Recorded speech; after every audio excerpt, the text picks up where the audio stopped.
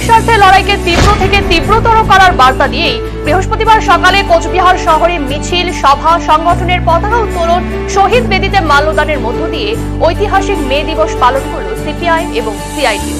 শ্রমিক শ্রেণী সহ সাধারণ মানুষের শোষণ মুক্তির জন্য যে লড়াই লাল ঝান্ডা করছে, সেই লড়াইকে আরো তীব্র থেকে তীব্রতর করার লক্ষ্যেই এদিন সকালে সিপিআইএম কোচবিহার জেলা সদর দফতরে রক্ত পতাকা উত্তোলন এবং শহীদ বেদিতে মাল্যদানের মধ্য দিয়ে মে দিবস পালিত হয়। পতাকা উত্তোলন করেন সিপিআইএম কোচবিহার জেলা সম্পাদক অনন্ত রায়।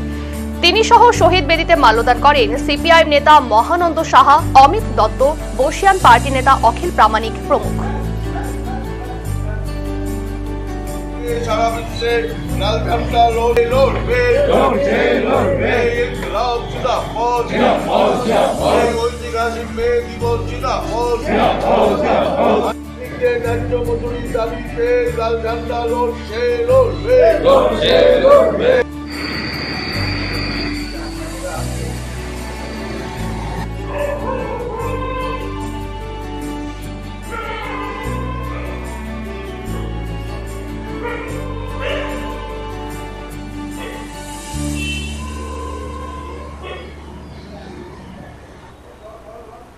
একই সাথে এদিন সিআইটিইউ কোচবিহার জেলা সদর দফতর কমরেড গোপাল সাহা ভবনে পালিত হয় আন্তর্জাতিক মে দিবস। পতাকা উত্তোলন করেন সংগঠনের কোচবিহার জেলা সহ সভাপতি তারিণী রায়। তিনি সহ শহীদ বেদিতে মাল্যদান করেন সংগঠনের কোচবিহার জেলা সম্পাদক জগৎ জ্যোতি দত্ত, শ্রমিক নেতা গৌতম কুণ্ডু, গৌরাঙ্গ আদিত্য, সুবোধ চক্রবর্তী, অমিত দত্ত, কাঞ্চন ঘোষ প্রমুখ।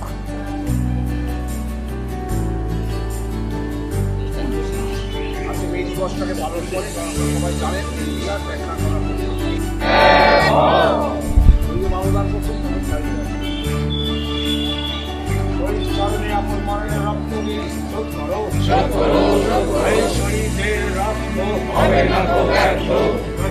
মাল্যদান করবেন সিআইটিইউ জেলা সম্পাদক চরণে আপন মরণে রক্ত দিন, শোধ করো শহীদের রক্ত হবে না ঐতিহাসিক মে দিবস জিন্দাবাদ।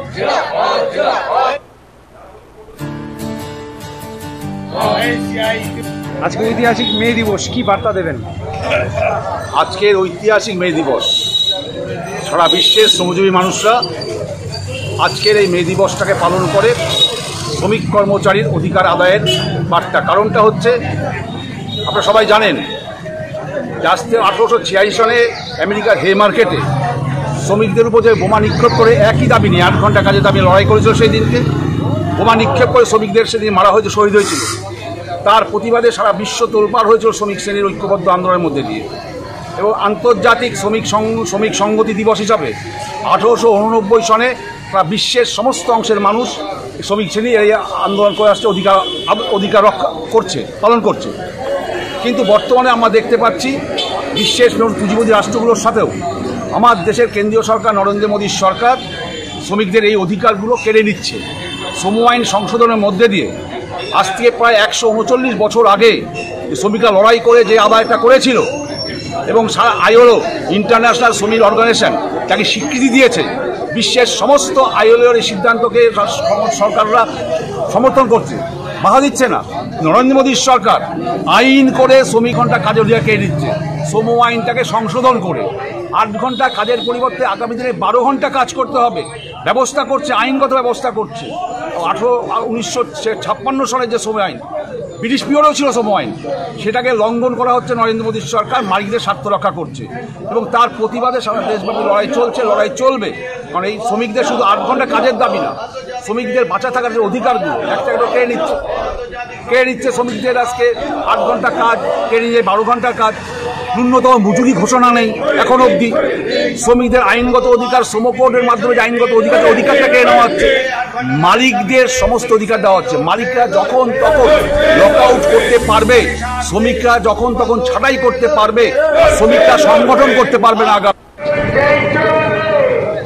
এরপর এদিন কোচবিহার শহরে যৌথ মিছিল করে সিআইটিইউ, টিইউসিসি সহ 12ই জুলাই কমিটি। সিআইটিইউ জেলা দফতরের সামনে থেকে এদিন এই মিছিল শুরু হয়ে শহরের বিভিন্ন রাস্তা পরিক্রমা করে শামিল হয় কোচবিহার বীরেন্দ্র চন্দ্র দে সরকার বেসরকারি বাস টার্মিনাসের সামনে। এখানে হয় সংক্ষিপ্ত সভা।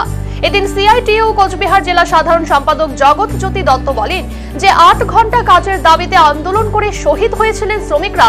শ্রমকোড চালু করার মধ্য দিয়ে এই কাজের ঘন্টাকে ৮ ঘন্টা থেকে বাড়িয়ে 12 ঘন্টা করবার চক্রান্তে লিপ্ত হয়েছে কেন্দ্রীয় সরকার, যা শ্রমিক শ্রেণীর ওপর একটি বড় আঘাত। এর বিরুদ্ধে লড়াইকে তীব্র থেকে তীব্রতর করার শপথ গ্রহণ করার এদিন বার্তা দেন তিনি। এর পাশাপাশি শ্রমিক স্বার্থ বিরোধী শ্রমকোড বাতিল সহ একাধিক দাবিকে সামনে রেখে আগামী 20 মে দেশব্যাপী সাধারণ ধর্মঘটকে সফল করার জন্য আহ্বান জানান এই শ্রমিক নেতা।